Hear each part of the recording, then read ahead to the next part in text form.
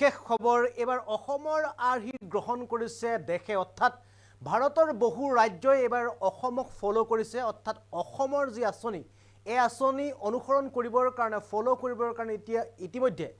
ভাৰতৰ চৰকাৰে দেশৰ বিভিন্ন ৰাজ্যলৈ তেওঁলোকে নিৰ্দেশ প্ৰেৰণ কৰিছে কালিৰ দিনটোত মুখ্যমন্ত্ৰীগৰাকীয়ে এই বিশেষ খবৰ অসমৰ জনতাক জনালে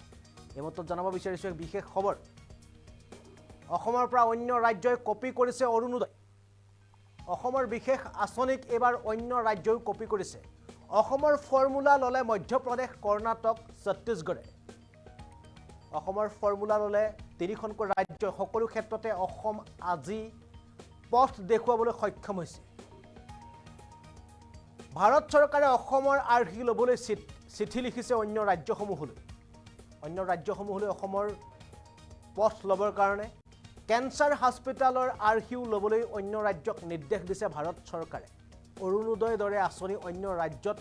কোনোদিনে খোৱা নাছিল এই ক্ষেত্ৰত অসম আজি বহুগুণে সফল এই মন্তব্য কৰিছে মুখ্যমন্ত্ৰীয়ে সেইবাবে 830 টকাৰে আৰম্ভ হোৱা অৰুণোদয় বৰ্তমান 1250 টকা হৈছে নিৰ্বাচনী প্ৰচাৰৰ মাজত মুখ্যমন্ত্ৰীৰ বৃহৎ মন্তব্য মুখ্যমন্ত্ৰীগৰাকীয়ে জনালে কালিৰ দিনটো জনাইছে যে অসমৰ অৰুণোদয় আঁচনি এক সফল আঁচনি এই আঁচনি কেৱল অসমেই নহয় অসমৰ এই আঁচনিক অনুসৰণ কৰিছে বহু ৰাজ্যই অসমৰ ফৰ্মুলা ললে মধ্যপ্ৰদেশ কৰ্ণাটক ছত্তীশগড়ে লগতে অন্য ৰাজ্যসমূহেও বিজেপি শাসিত অন্য ৰাজ্যসমূহেও এই যি আঁচনি লবৰ কাৰণে ইতিমধ্যে ভাৰত চৰকাৰে অৰ্থাৎ দেশৰ প্ৰধানমন্ত্ৰীয়ে এই আঁচনি লবৰ কাৰণে বিভিন্ন যিসমূহ ৰাজ্য চৰকাৰ আছে চৰকাৰলৈ প্ৰেৰণ কৰিছে জাননী কেন্সাৰ হস্পিটালৰ আৰ্হিও লব অন্য ৰাজ্যই এই কথা জনাইছে অসমৰ মুখ্যমন্ত্ৰী ডক্টৰ হিমন্ত বিশ্ব শৰ্মাই অৰুণোদয় দৰে আঁচনি অন্য ৰাজ্যত কোনোদিনে খোৱা নাছিল এয়া প্ৰথমবাৰৰ বাবে অসমত হৈছে আৰু এক সফল আঁচনি বুলি মুখ্যমন্ত্ৰীগৰাকীয়ে কৈছে আৰু এই আঁচনি অন্য ৰাজ্যসমূহেও লোৱাটো বিচাৰিছে ভাৰত চৰকাৰে যাৰ বাবে ভাৰত চৰকাৰে এবাৰ জাননী প্ৰেৰণ কৰিছে নিৰ্দেশ দিছে যে অসমৰ আৰ্হি গ্ৰহণ কৰক অন্য ৰাজ্যসমূহে কালিৰ দিনটোত মুখ্যমন্ত্ৰীগৰাকীয়ে এক নিৰ্বাচনী সভাত অংশ লৈ এই কথা তেওঁ ৰাইজক সদৰি কৰিছে আৰু যদি এয়াই হয় তেন্তে এয়া নিশ্চয়কৈ অসমৰ বাবে ভাল খবৰ কিয়নো আজি অসমে বাট দেখুৱাইছে অন্য ৰাজ্যক আমি মুখ্যমন্ত্ৰীগৰাকীৰ মন্তব্য এবাৰ পুনে আপোনালোকক দেখুৱাব বিচাৰিছো কালিৰ দিনটোত মুখ্যমন্ত্ৰীগৰাকীয়ে কি ক'লে এই প্ৰসংগত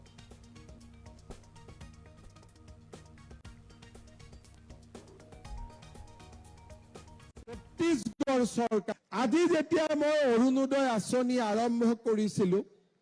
তেতিয়া 830 টকা আছিল 1250 হল এতিয়া আমাৰ পৰা অৰুণোদয় কোনে লৈ গল মধ্যপ্ৰদেশ চৰকাৰে অৰুণোদয় আঁচনি আৰম্ভ কৰিলে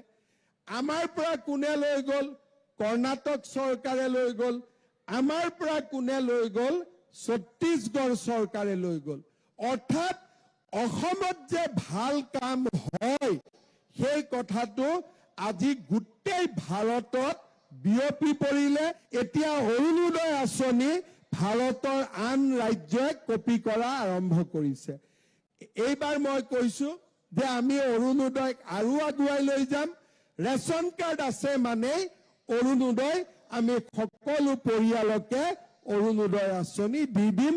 অন্ততঃ ঘৰখনৰ আৰ্থিক দৃষ্টি দি কিছু নহয় কিছু সহায় হ'ব